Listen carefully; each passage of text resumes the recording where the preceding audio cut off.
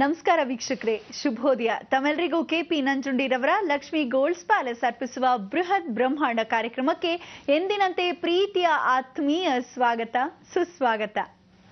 ಮನುಜರ ನಡುವೆ ಎಂದೆಂದಿಗೂ ಬೆಳೆಯದಿರಲಿ ಹಾಗೆ, ಕನಸಿನಲ್ಲೂ ಕಾಣದಿರಲಿ ದ್ವೇಷದ ಧಗೆ, ಎಲ್ಲೆಲ್ಲೂ ಪಸರಿಸಲಿ ಸ್ನೇಹ ಪ್ರೀತಿಗಳ ಹೂನಗೆ. ಅಂದ್ರೆ ನಮ್ಮ ಜೀವನ ಕ್ರಮದಲ್ಲಿ ದ್ವೇಷಗಳಿಂದ ದೂರವಿರೋಣ, ಸ್ನೇಹಕ್ಕೆ ಸನಿಹವಾಗೋಣ ಅಂತ ಹೇಳ್ತಾ ಗುರೂಜಿಯವರನ್ನ ಕಾರ್ಯಕ್ರಮಕ್ಕೆ ಸ್ವಾಗತಿಸೋಣವಾ. ಶ್ರೀಯುತರು ಶ್ರೀ ಸಂಪೂರ್ಣ ಸನಾತನ ಧರ್ಮ ಸಂರಕ್ಷಣಾ ಸಮಿತಿಯ ಸಂಸ್ಥಾಪಕರು ಹಾಗೂ ಶ್ರೀ ಸಂಪೂರ್ಣ ವರಮಹಾಲಕ್ಷ್ಮಿ ಮಹಾಸಂಸ್ಥಾನದ ವ್ಯವಸ್ಥಾಪಕ ನಿರ್ದೇಶಕರು, ನಮ್ಮೆಲ್ಲರ ನೆಚ್ಚಿನ ನಲ್ಮೆಯ ಗುರುಗಳು ಶ್ರೀ ನರೇಂದ್ರ ಬಾಬು ಶರ್ಮಾ ಗುರೂಜಿಯವರು. ಗುರುಜಿ ನಮಸ್ಕಾರ. ಗುರುಜಿ, ಎಂದೂ ನಮ್ಮ ಒಂದು ಕಾರ್ಯಕ್ರಮ ಅಂದ್ರೆ ವಿಶೇಷತೆಯಿಂದನೇ ಕೂಡಿರುತ್ತೆ. ವಿಶೇಷ ಮಾಹಿತಿಯನ್ನ ಕೂಡ ನೀವು ನೀಡ್ತಾನೆ ಬರ್ತಾ ಇದ್ದೀರಾ ಇಷ್ಟು ವರ್ಷಗಳಿಂದ. ಇವತ್ತು ಯಾವ ವಿಶೇಷ ಮಾಹಿತಿ ನೀಡ್ತಿದ್ದೀರಾ? ಎಲ್ಲ ವೀಕ್ಷಕ ಬಾಂಧವರಿಗೆ ಪರಿಪೂರ್ಣವಾದ ಸ್ವಾಗತ, ಸುಸ್ವಾಗತ.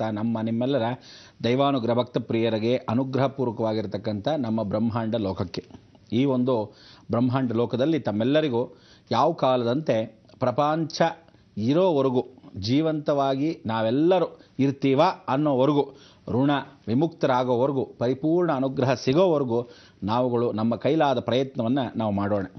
ಭೂಮಿಯಲ್ಲಿ ಹುಟ್ಟಿದ ಮೇಲೆ ಪ್ರತಿಯೊಬ್ಬನೂ ಕಷ್ಟವನ್ನು ಪಡಬೇಕು.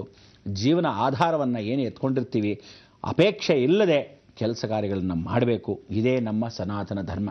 ಇಂಥ ಒಂದು ಸನಾತನ ಧರ್ಮದಲ್ಲಿ ನಾಮದೇವರ ಪುಣ್ಯತಿಥಿಯಂದು, ಪ್ರದೋಷ ಕಾಲದಂದು ಜೀವನದಲ್ಲಿ ನಮಗೂ ಒಳ್ಳೆ ಹೆಮ್ಮೆಯಾಗಿರ್ತಕ್ಕಂಥ ವಿಚಾರ ಅಂದರೆ ಜನಗಳು ಇಷ್ಟು ಮಟ್ಟಿಗೆ ಈ ಒಂದು ಕಾರ್ಯಕ್ರಮವನ್ನು ಪ್ರೀತಿಸ್ತೀರ ಅನ್ನೋದು ಭಾಳಷ್ಟು ಸಂತೋಷ. ಅಷ್ಟೋ ಜನ ನಾವುಗಳು ಇದ್ದಾಗಲೇ ನೋಡೋಕ್ಕಾಗದಿರೋದನ್ನು ನಾನು ಖಂಡಿತವಾಗ್ಲೂ ಕಂಡಿರ್ತಕ್ಕಂಥದ್ದು ನಿಜವಾಗ್ಲೂ ವಿಸ್ಮಯ, ಆಶ್ಚರ್ಯ. ಅದೇ ರೀತಿಯಾಗಿ ಭಗವಂತನ ಅನುಗ್ರಹ ನಮ್ಮ ಮೇಲೆ ಅಪಾರವಾಗಿದೆ ಅನ್ನೋದಕ್ಕೆ ಇದೇ ನಂಬಿಕೆ. ಇಂಥ ಒಂದು ನಂಬಿಕೆಯಲ್ಲಿ ಬೃಹದಾಕಾರದಲ್ಲಿ ಬೆಳೆದಿರತಕ್ಕಂಥ ಬರೀ ಬ್ರಹ್ಮಾಂಡದಿಂದ ಭವ್ಯವಾಗಿ ಆಚರಿಸ್ತಕ್ಕಂಥ ಬ್ರಹ್ಮಾಂಡ ಲೋಕ ಇವತ್ತು ಬೃಹತ್ ಬ್ರಹ್ಮಾಂಡ ಅಂತ ಒಂದು ನಾಮಕರಣ ಸತತವಾಗಿ 4 ವರ್ಷಗಳ ಕಾಲ ಹೀಗೆ ಬರ್ತಾ 4 ವರ್ಷ ಎಷ್ಟಾಗೋಯ್ತು? 400 ವರ್ಷಗಳ ಹಾಗೆ ಆ 400 ಎಪಿಸೋಡ್ಗಳಾಗೋಯ್ತು. ನೋಡಿ, ಜೀವನದಲ್ಲಿ ಒಬ್ಬ ಮನುಷ್ಯ ನಾವು ಹೀಗೆ ಹೋಗ್ತೀವ, ಇಷ್ಟು ಬೇಗ ಆಗತ್ತಾ ಜನಗಳು? ಕಾಲ ಕಳೆಯೋದೇ ಗೊತ್ತಾಗಲ್ಲ. ಈ ಕಾಲಾಯ ತಸ್ಮೈ ನಮಃ ಅಂತ ಏನು ಅಂತೀವಿ, ಕಾಲ ಹೋದಾಗ ನಾವುಗಳು ಜೀವನದಲ್ಲಿ ಏನು ಮಾಡ್ತೀವಿ ಅನ್ನೋದು, ಒಬ್ಬ ವ್ಯಕ್ತಿ ಒಳ್ಳೆಯವನ ಆಗದೇ ಇದ್ರೂ ಕೆಟ್ಟವನಾಗಿ ಬಂದಿರ್ತಾನೆ ಅಂತ ಇಟ್ಕೊಳ್ಳೋಣ. ಫಾರ್ ಎಕ್ಸಾಂಪಲ್, ಒಬ್ಬ ಕಳ್ಳ ಬರ್ತಾನೆ. ಆ ಕಳ್ಳ ಬಂದು ಆ ಊರೊಳಗೆ ಸೇರ್ಕೊಳ್ಳೋಕ್ಕೆ ಪ್ರಯತ್ನ ಪಟ್ಟು ಅವನು ಆ ಊರಲ್ಲಿ ಕೂತ್ಕೊಂಡು ನಾನು ಹೇಗಾದರೂ ಮಾಡಿ ಒಂದು ಸನ್ಯಾಸಿ ವೇಷ ಹಾಕ್ಕೊಂಡು ಊರಿನವ್ರಿಗೆ ಏಮಾರಿಸ್ಕೊಂಡು ಜೀವನವನ್ನು ನಡೆಸೋಣ ಅಂತ ಪ್ರಯತ್ನ ಪಡ್ತಾನೆ. ಅಲ್ಲಿ ಜೀವನವನ್ನು ಕಾಲ ಕಳೆಯೋಕ್ಕೋಸ್ಕರ, ಎಲ್ಲರಿಂದ ತಪ್ಪಿಸ್ಕೊಳ್ಳೋಕ್ಕೋಸ್ಕರ ಉದರಿನ ವ್ಯಕ್ತಂ ಬಹುಕೃತ ವೇಷಂ, ಆ ವೇಷವನ್ನು ಹಾಕ್ಕೊಂತಾನೆ ತಿಟ್ಕೊಳ್ಳೋಣ.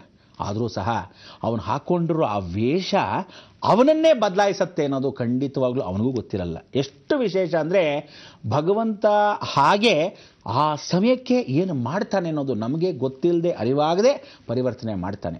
ಆ ವಿಶೇಷವಾಗಿ ಸನ್ಯಾಸಿ ವೇಷ ಹಾಕೊಂಡಿರ್ತಕ್ಕಂಥ ಒಬ್ಬ ಕಳ್ಳ ಏನಾದ, ಜೀವನ ಇಡೀ ಅವನು ಯಾವ ಕಾಲಕ್ಕೂ ನಿಮಗೆ ಒಳ್ಳೇದಾಗಲಿ ಅಂತಲೇ ಹೇಳೋದನ್ನೇ ಹೊರತು, ಬನ್ನಿ ಕಳ್ತನ ಮಾಡೋಣ ಅಂತ ಹೇಳಿ ಅವನು ಕಳ್ಳ ಆಗಿದ್ರು ಸಹ ಆ ವಿಚಾರನ ಎತ್ತದೆ ಸನ್ಯಾಸ ಯೋಗದಲ್ಲಿ ಇದ್ದುಕೊಂಡು ಒಳ್ಳೆಯದನ್ನು ಮಾಡಿ, ದೇವ್ರ ಪೂಜೆ ಮಾಡಿ, ನೀವು ಅಭಿಷೇಕ ಮಾಡಿಸಿ, ನಿಮ್ಗೆ ಒಳ್ಳೇದಾಗತ್ತೆ ಅಂತಲೇ ಹೇಳ್ಕೊಂಡು ಬಂದ. ಯಾಕೆಂದರೆ ಅವನು ಉದರ ನಿಮಿತ್ತಂ ವೇಷ ಹಾಕ್ಕೊಂಡಿದ್ದಾನೆ. ಆದರೂ ಆ ವೇಷ ಅವನಿಗೆ ಮಾರ್ಪಾಡು ಮಾಡ್ತಾ ಬಂತು.